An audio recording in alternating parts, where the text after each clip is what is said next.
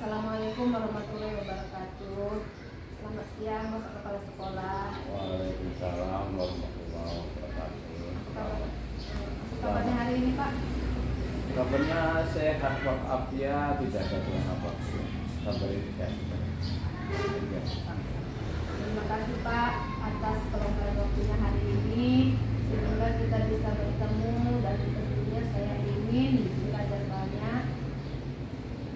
Maksud dan tugas saya terkait dengan guru penggerak angkatan ke-9 dengan modul 3.1 demonstrasi kontekstual terkait dengan pengambilan keputusan yang berbasis nilai-nilai kebajikan, terutama sebagai kepala sekolah. Khususnya Bapak Supriyanto sudah menjadi kepala sekolah dalam kurun waktu yang sangat lama. Nah, tentunya mempunyai skill yang luar biasa. Kira-kira selama ini Bapak tentunya mempunyai skill yang luar biasa. Selama ini Bapak tentunya pernah nggak sih dihadapkan dengan dua hal yang mungkin dianggap sama-sama baik tetapi saling bertentangan pada saat itu? Sebetulnya nggak ada di dunia ini nggak ada yang hebat ya. Tapi yang lebih hebat itu adalah bekerja sama untuk mencari jalan yang baik ya. Nah, jadi kalau dilema itu banyak ya. Selama saya menjabat sebagai kepala sekolah yang diamanahkan untuk memimpin sebuah sekolah, dilema itu semuanya baik ya, enggak semuanya buruk ya. Jadi dalam mengambil keputusan harus banyak pertimbangan. Yang pertama, jangan pula sementang kita sebagai kepala sekolah kita otoriter, kita seolah-olah kita yang menentukan semua, enggak juga. Karena yang kita anggap baik belum tentu baik. Jadi perlu pertimbangan kepada kepala sekolah. Jadi kita ambil yang terbaik dari apa yang menjadi kesepakatan kita bersama, supaya yang menjadi keputusan tadi semua memahami, dapat menerima.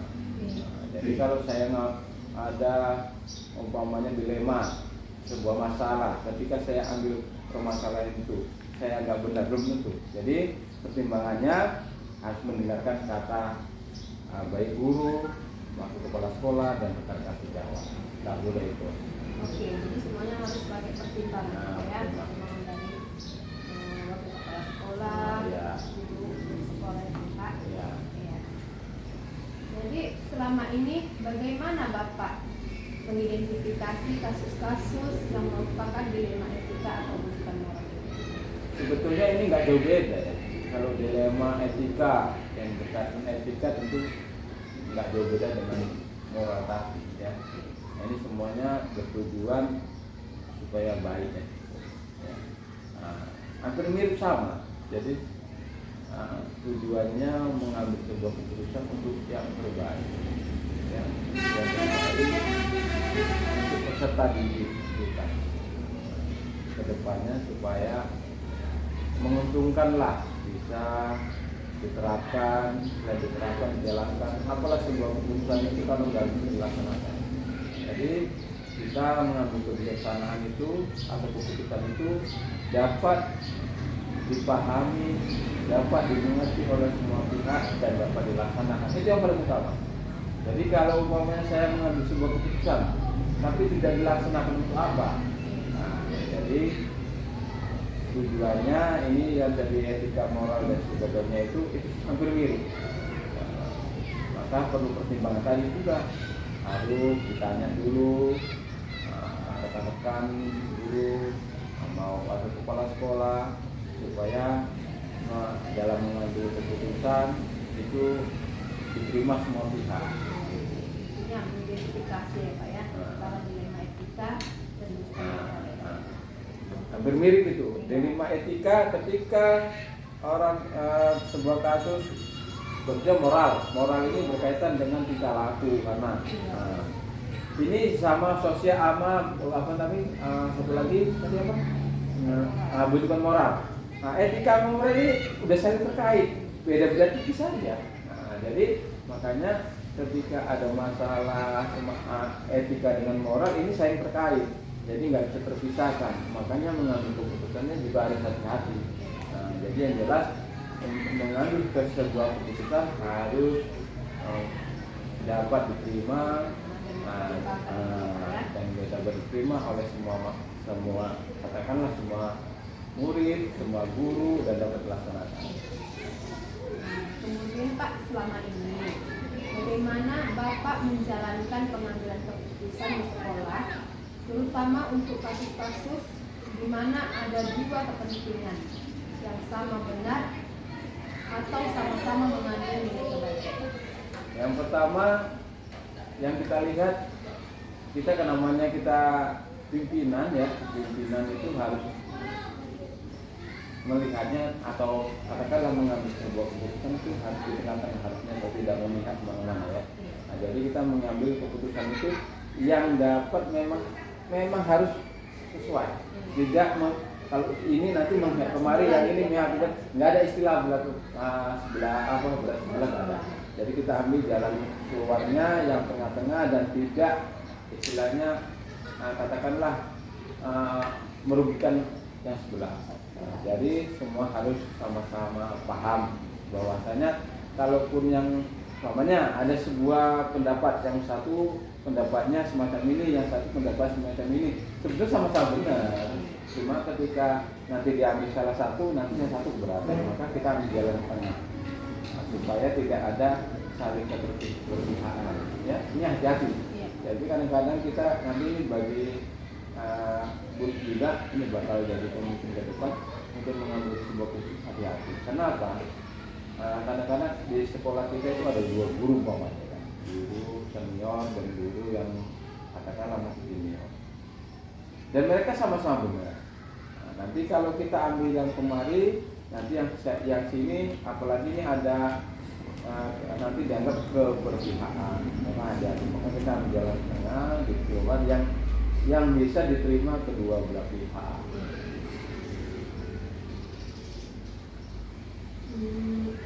Kemudian langkah-langkah atau prosedur seperti apa yang bisa Bapak lakukan selama ini? Ya, langkah-langkahnya kita mau lihat dulu ya, masalahnya apa. Masalah yang muncul itu apa, baru yang mau kita ambil harusnya bagaimana. Umpamanya dalam sebuah masalah kalau bisa diambil keputusan itu yang berkaitan atau yang bisa diterima oleh semua ya, jadi enggak, dan memang itulah jalan yang terbaik kan gitu. Kalau bisa kita ngambil jalan yang terbaik, jangan lagi maaf cakapnya melihat nanti enggak ada.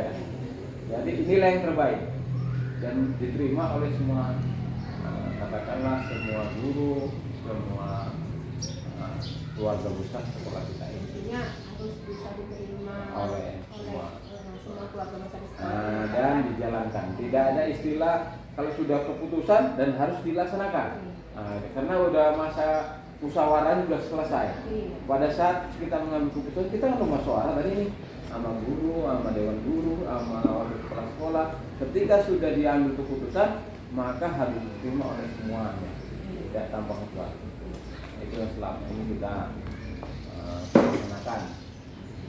Kemudian hal-hal apa saja yang selama ini Bapak anggap dia itu efektif dan pengambilan keputusan pada kasus-kasus dilema etika?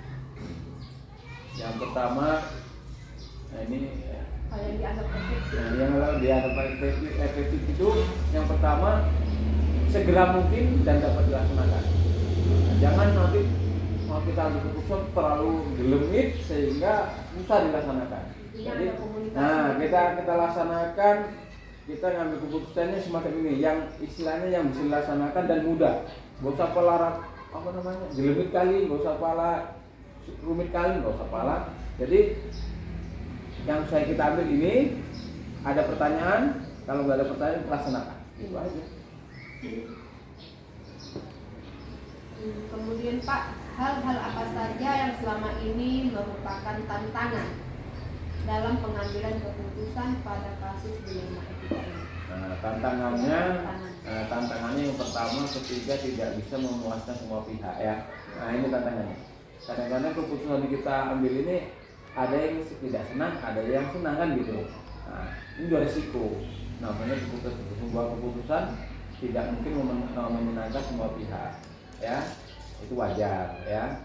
Jadi kita mengambil keputusan itu tidak mungkin menyenangkan si A, tidak mungkin bisa menyenangkan semua pihak. Ada yang mungkin merasa tidak puas, itu biasa. Tapi yang jelas kalau sudah kita ambil keputusan maka harus bisa dilaksanakan. Jadi tidak ada alasannya begini karena sebelum diambil keputusan kita sudah musyawarah. Kita kan sering kamu sendiri kan sudah lakukan sih. Kita ketika kita rapat kita ambil keputusan kan begitu kan. Nah, jadi sudah jelas. Kemudian Pak, apakah Bapak memiliki sebuah atau jadwal tertentu dalam sebuah penyelesaian kasus dilema ini? Apakah itu Bapak langsung menyelesaikan di tempat atau memilih sebuah jadwal untuk menyelesaikannya? Nah, ini kedua-duanya bisa ya. Prosedur seperti apa ya? Nah, ini gini, tengok situasi ya, tengok situasi.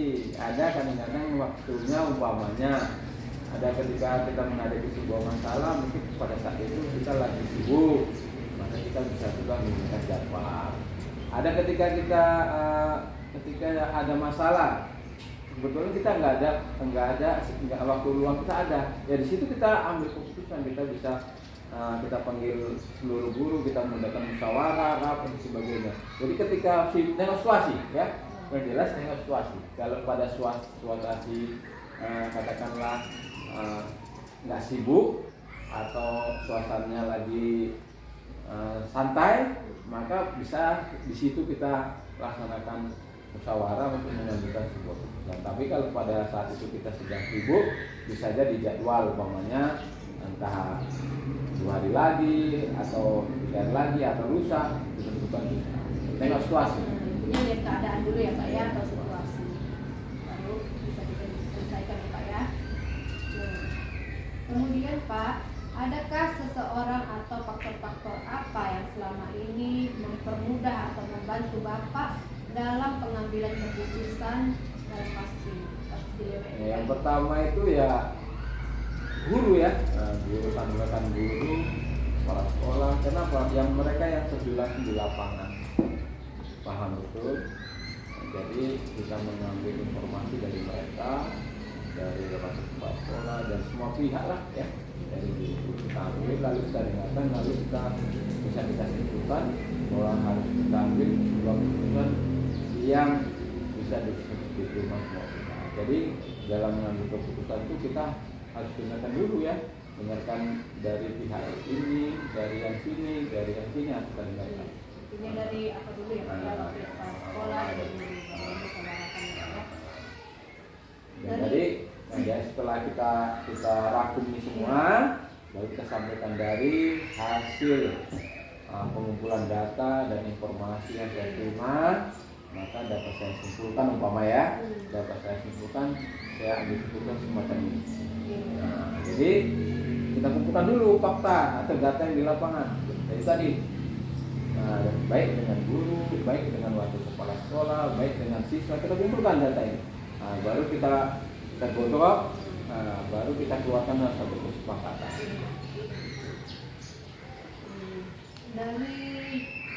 Dari semua hal yang telah disampaikan tadi, pembelajaran apa yang dapat Bapak petik dari pengalaman Bapak mengambil keputusan ini?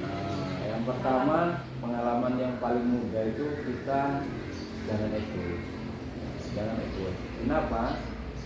Yang pertama, kita harus banyak mendengar, kita harus banyak melihat ya. Jadi kita tampung semua aspirasi, kita tampung semua katakanlah informasi, kita tampung, lalu kita godok ya, artinya kita lebur, lalu kita ambillah keputusan. Jadi intinya mudah karena ada guru-guru atau katakan kepala sekolah yang mau kerjasama untuk mencari solusi. Jadi mereka sudah, kalau paman saya tanya ini gimana menurut ibu, nanti mereka mengeluarkan solusi, yang ini keluarkan solusi, lalu saya akan menggodok solusi-solusi ini menjadi sebuah Intinya jangan ada keegoisan. jangan ada ya, nggak ada. Demikianlah percakapan kita hari ini. Terima kasih untuk Bapak Kepala Sekolah